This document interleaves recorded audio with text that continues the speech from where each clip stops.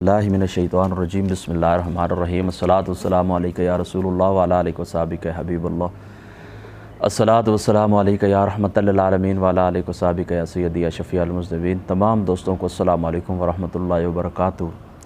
ایمان ابو طالب کے متعلق ہماری گفتگو جاری ہے اور آج اس گفتگو کا تیسرا حصہ ہے، اور وعدے کے مطابق آج میں نے جو قائلین ہیں ان کے 6 دلائل میں نے آپ لوگوں کے سامنے ذکر کر رہے ہیں۔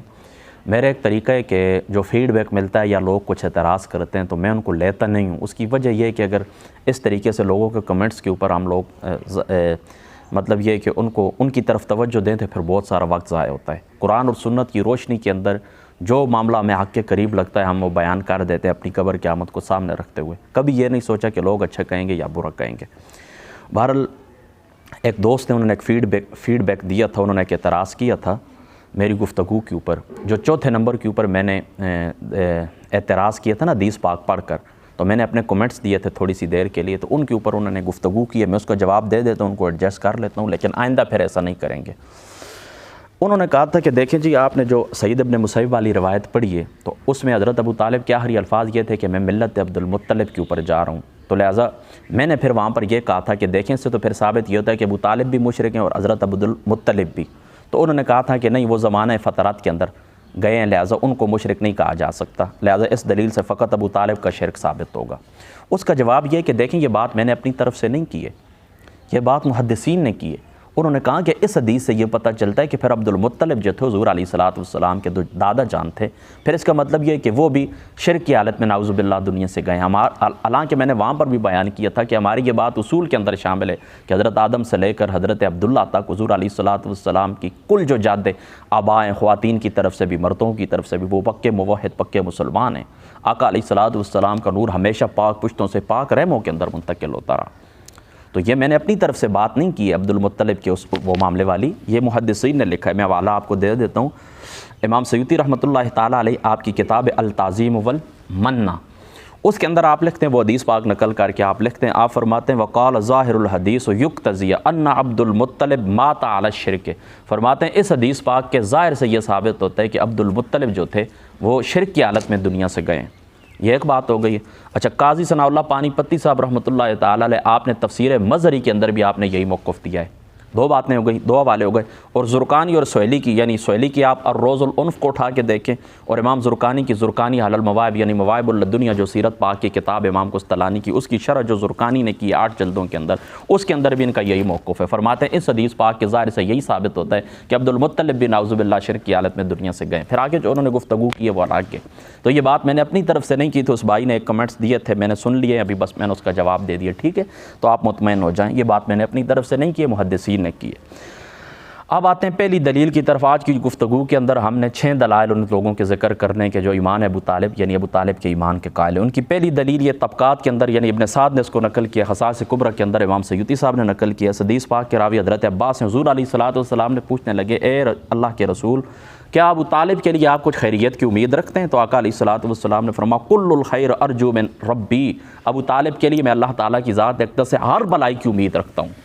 تو اس سے ثابت ہوتا ہے کہ حضرت ابو طالب ایمان کی حالت میں دنیا سے گئے، کیونکہ آخرت کی تمام بلائیاں یا خیرات صرف اس شخص کو پہنچ سکتی ہیں جو ایمان کی حالت میں دنیا سے رخصت ہو۔ یہ پہلی دلیل ہو گئی۔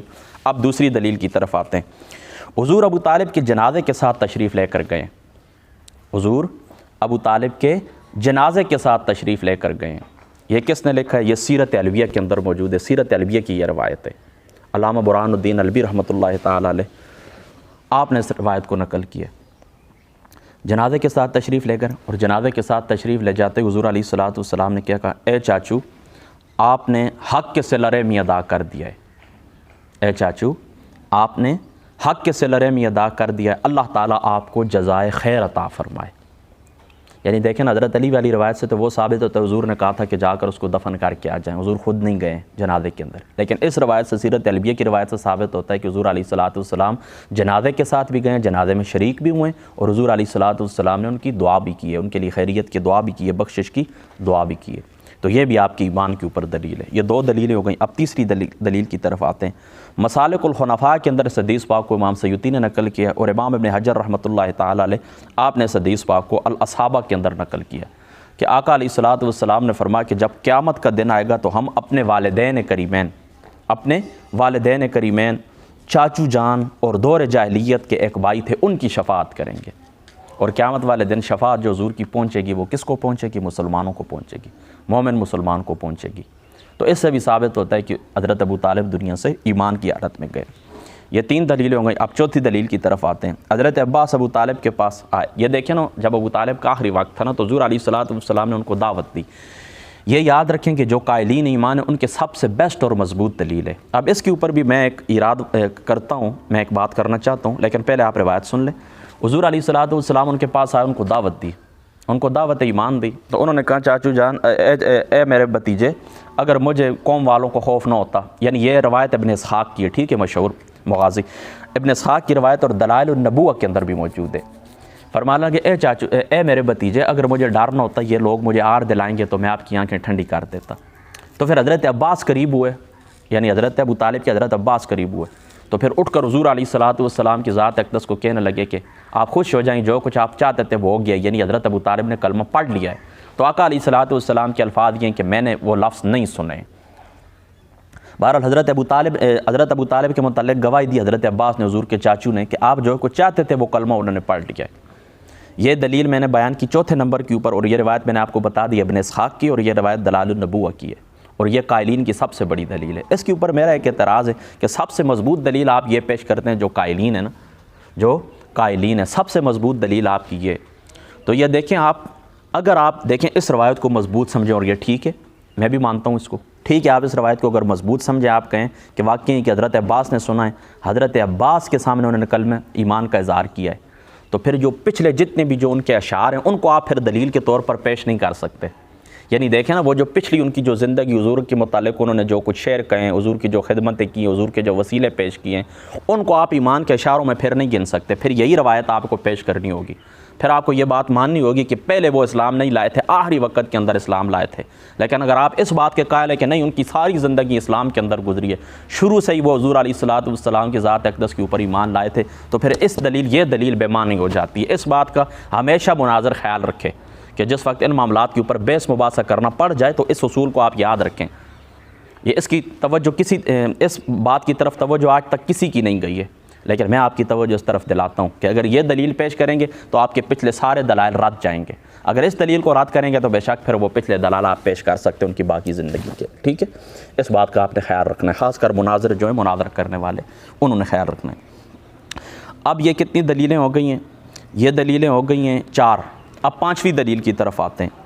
5ویں دلیل یہ الکامل ابن اسیر کے اندر حضرت ابو طالب کے کچھ اشعار ذکر کیے ہیں۔ ان میں سے ایک شعر یہ ہے کہ انت نبی محمد صلی اللہ تعالیٰ علیہ وآلہ وسلم، یعنی حضور علیہ السلام کو مخاطب کر کے کہا آپ کون ہیں؟ اللہ تعالیٰ کے نبی ہیں، قوم اعظم، یعنی بڑی عزت والے ہیں۔ چلو وہ آگے میں چھوڑ ہی دیتا ہوں، مطلب میرا مستدل یہی ہے، انت نبی محمد۔ حضرت ابو طالب نے اقرار کیا، یہ کہاں پر؟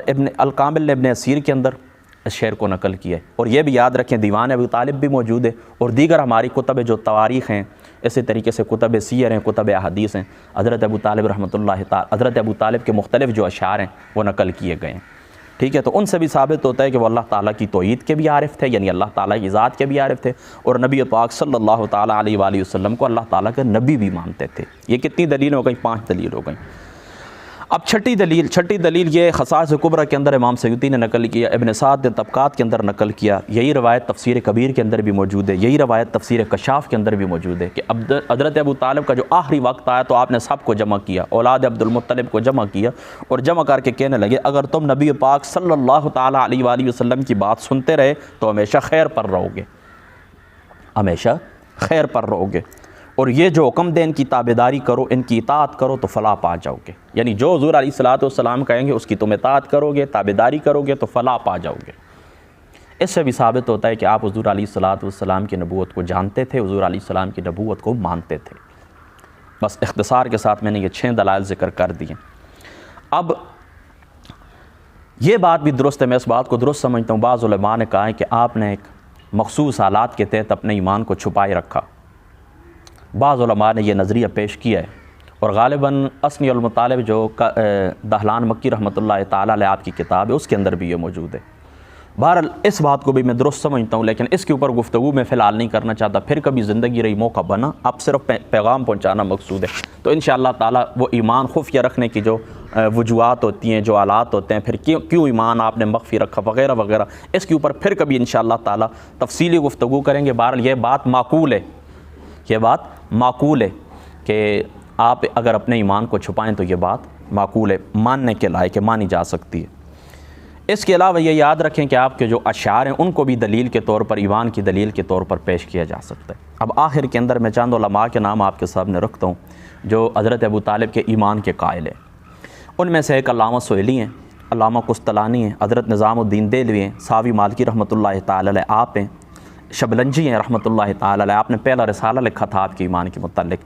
اس کے علاوہ علامہ اسماعیل حقی ہیں، تفسیر روح البیان والے، حضرت امام راضی ہیں، حضرت امام نبہانی ہیں، حضرت خواجہ قمر الدین سہلوی صاحب رحمۃ اللہ تعالی علیہ، آپ بھی ابو طالب کے ایمان کے قائل تھے، اور استاد الکل حضرت علامہ طاب محمد بندیالوی رحمۃ اللہ تعالی علیہ۔ پاکستان کی آج کوئی بھی ایسی درسگاہ نہیں ہے جہاں پر آپ کے شاگرد موجود نہ ہوں درس دینے والے۔ تو یہ 10 میں نے نام ذکر کیے ہیں کہ یہ علماء جو ہوتے ہیں قدیم اور یا ماضی قریب کے اندر جو گزرے، یہ بھی ایمان ابو طالب کے قائل تھے۔ یہ 6 دلیلیں ہو گئی ان کے، کس کی؟ جو ایمان ابو طالب کے قائل ہیں۔ تو اب انشاءاللہ تعالیٰ جو ہماری آخری گفتگو ہوگی پھر ان دونوں دلائل کو سامنے رکھتے ہوئے جو درمیانی راہ ہوگی انشاءاللہ تعالیٰ اس کا ذکر کریں گے، اور وہاں پر ہم اپنی گفتگو کو ختم کر دیں گے۔ اللہ تعالیٰ عمل کی توفیق عطا فرمائے۔ السلام علیکم ورحمۃ اللہ۔